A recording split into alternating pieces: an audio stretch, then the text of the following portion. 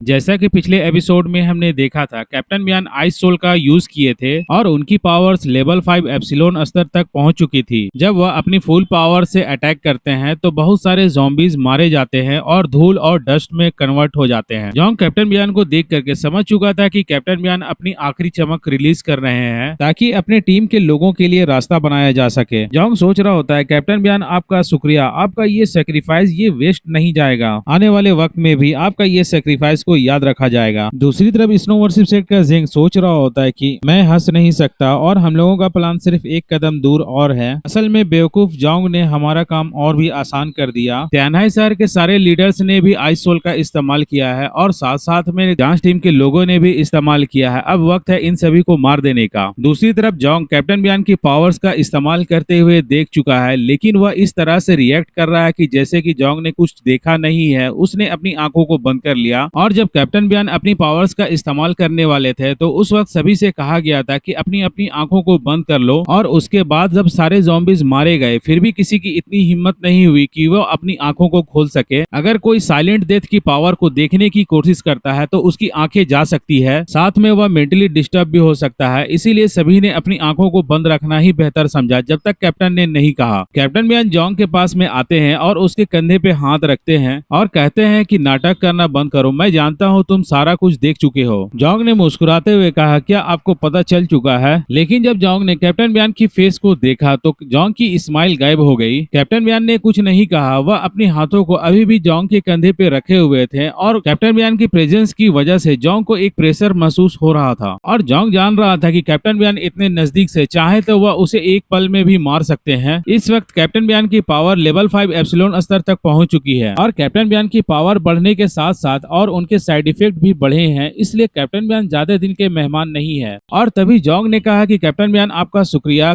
आपने हम लोगों को बहुत सारे ज़ॉम्बीज से बचा लिया। कैप्टन बियान बहुत कुछ कहना चाहते थे लेकिन वह कहते हैं कि आपने बहुत अच्छा प्लान बनाया, आपने अपने प्लान में मुझे भी शामिल कर लिया। जॉन्ग कहता है कि कैप्टन बियान मुझे खेद है लेकिन हम लोगों के पास में कोई दूसरा ऑप्शन नहीं था, इसलिए मुझे ऐसा प्लान बनाने का जरूरत पड़ा। जॉन्ग इस वक्त झूठ नहीं बोल रहा था, उसके पास बैकअप के तौर पे 3 प्लान रेडी था। पहला प्लान ये था कि स्नो वर्शिप सेक्ट को कैप्टन बियान और जांच टीम के लोगों के द्वारा इतना ज्यादा डरा दिया जाए कि वह अपनी ज़ॉम्बीज की आर्मी को वापस ले ले। दूसरा प्लान ये था कि कैप्टन बियान और उनकी टीम के लोगों को आइस सोल का इस्तेमाल करवाना है ताकि वह ज़ॉम्बीज की एक्टिविटी और आउटब्रेक को रोका जा सके और उन सभी ज़ॉम्बीज को खत्म किया जा सके। तीसरा प्लान ये था कि जब डेथ ऑफ लव का अटैक आने वाला हो तो त्यानहाई शहर को छोड़ करके यहाँ से भाग जाना। और कैप्टन बियान अपनी सर को हिलाते हैं और कहते हैं कि नहीं, कोई बात नहीं है, वैसे भी मेरे पास ये वक्त बहुत ही कम है, वैसे भी देखा जाए तो मुझे आपको शुक्रिया अदा करना चाहिए। अपने जिंदगी के लास्ट वक्त में अगर तुम्हारा प्लान नहीं होता तो मैं इतने ब्रिलियंट तरीके से शाइन नहीं कर पाता। कैप्टन ने अपनी हाथों को देखा और कहा कि ये लेवल 5 एप्सिलॉन की पावर है, काश एक और मौका मिल पाता। ये कहते हुए कैप्टन बियान थोड़ी सी डिसबैलेंस हो जाते हैं। जॉन्ग ने तुरंत कैप्टन बियान की बॉडी को संभाल लिया और कहा कि कैप्टन बियान आपको ज्यादा टेंशन लेने की जरूरत नहीं है, ज़ॉम्बीज की प्रॉब्लम और त्यानहाई शहर में जो भी प्रॉब्लम हो रही है उन सभी प्रॉब्लम को मैं जरूर सॉल्व कर दूंगा। कैप्टन बियान थोड़ी कंफ्यूज थे और वो कहते हैं कि जॉन्ग तुम बहुत कुछ छुपा रहे हो, पर वह क्या है और क्या बात है मुझे समझ में नहीं आया है। कैप्टन बियान सोच रहे थे कि मेरे जाने के बाद त्यानहाई शहर में ज़ॉम्बी क्राइसिस को जॉन्ग किस तरीके से सॉल्व करेगा। जॉन्ग जवाब दे पाता उससे पहले कैप्टन बियान ने अपनी आंखों को बंद कर लिया। उनके पास वक्त बहुत ही कम था। उसने अपनी लास्ट वक्त में सबसे बेस्ट सबसे ब्रिलियंट ट्रांसफॉर्मेशन किया। उसने लेवल 5 एप्सिलॉन की पावर को पूरी तरीके से रिलीज कर दिया, पर उस पावर ने उनकी जिंदगी का आखिरी टुकड़ा वह आखिरी समय भी छीन लिया। वह जॉन्ग की हाथों में गिर गया और बिल्कुल स्टिल शांत हो गया। जब जंग खत्म हुई तो सभी ने अपनी आंखों को खोल लिया और उन्होंने जब देखा कि जॉन्ग की हाथों में कैप्टन बियान है और बैटलफील्ड में जो लाखों ज़ॉम्बीज थे वो सभी मारे जा चुके हैं और जो स्ट्रॉन्ग कॉपर आर्मर ज़ॉम्बीज थे वे सभी मारे जा चुके हैं और सिर्फ नाम के लिए ही कुछ छोटे मोटे ज़ॉम्बीज बचे हुए हैं।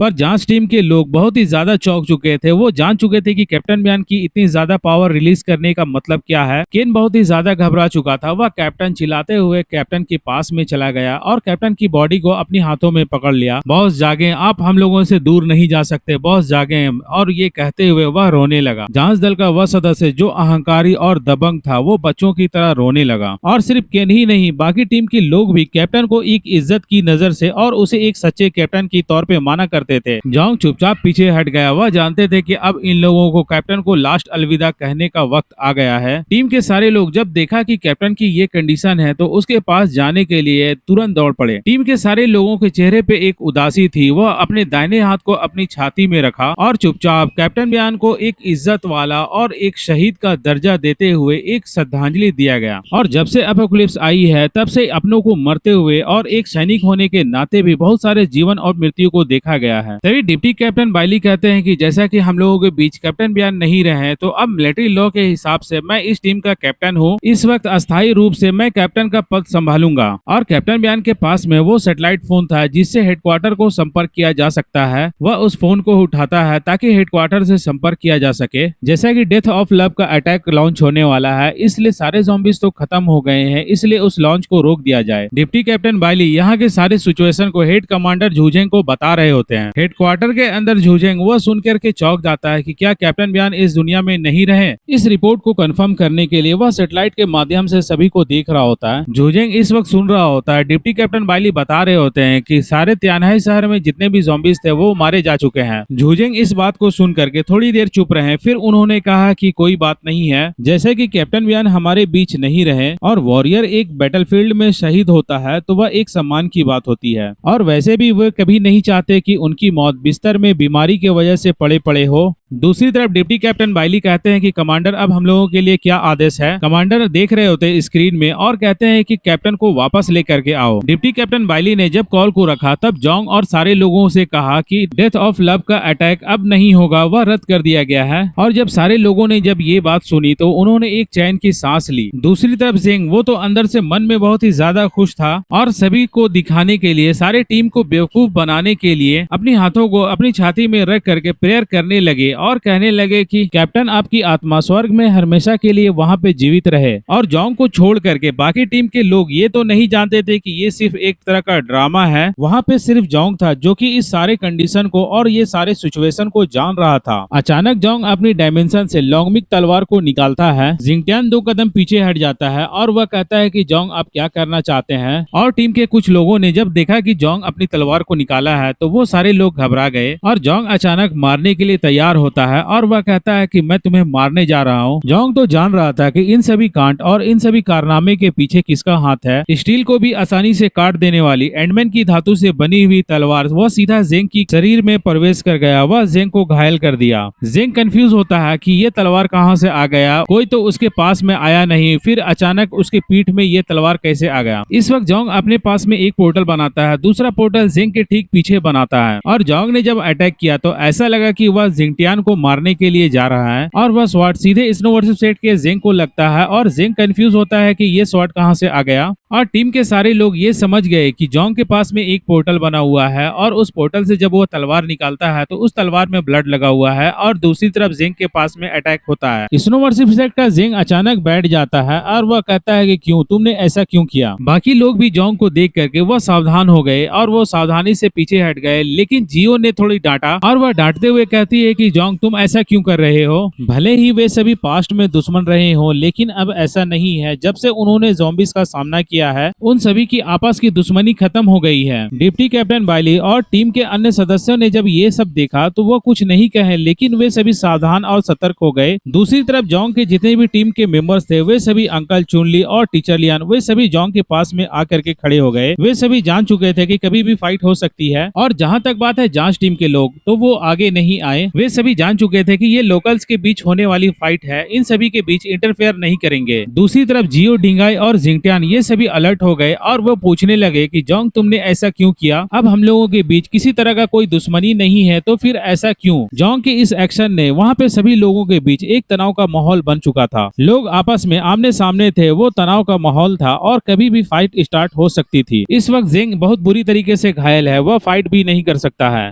इससे आगे की स्टोरी और भी ज्यादा इंटरेस्टिंग होने वाली है। हमारे चैनल में बने रहें, लाइक करें, शेयर करें, सब्सक्राइब करें। अगर आप मुझसे कुछ कहना चाहते हैं तो कमेंट में कह सकते हैं, मैं आपका कमेंट पढ़ता हूं। इसी तरीके से हर 2 दिन में एक अपडेट वीडियो लाता रहता हूं। इस वीडियो को लास्ट तक देखने के लिए आपका शुक्रिया, धन्यवाद।